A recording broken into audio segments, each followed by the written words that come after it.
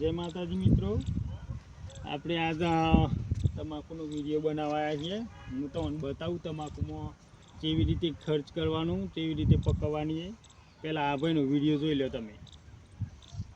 પણ તમાકુમાં ખાસ વાપરજો, જેથી કરીને તમારું 50% ઉપર યુરિયા ઘટી જશે।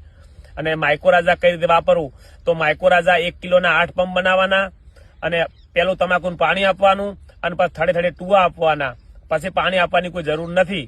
તો 1 કિલોના 8 પંપ બનાવી 1 પંપમાં 1 લોટો રેડી અને તમે માઇક્રોરાઝા ટુવા આપજો, તમારી તમાકુની સાહેબ અઠવાડિયામાં રોનક બદલાઈ જશે, એ મારી ગેરંટી। અને બધેના વાપરે કોઈ નહીં, વીઘા પણ વાપરીને ટેસ્ટ કરજો। હા તો મિત્રો, તમે આ ભાઈનો વિડીયો જોઈ લીધો તમાકુનો।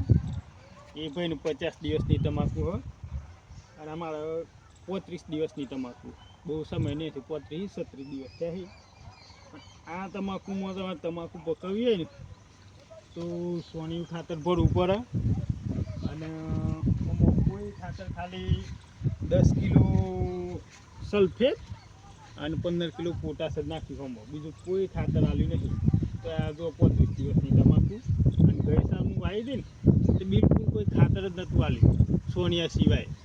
તો એ મારે સારું ઉત્પાદન મળી ગયું તમાકુનું, ખોટા એવા ખર્ચા કરવાના નહીં, રાસાયણિક ખાતર ભરવાના નહીં, રાસાયણિક ખાતરથી ખેતર બરબાદ થઈ જાય।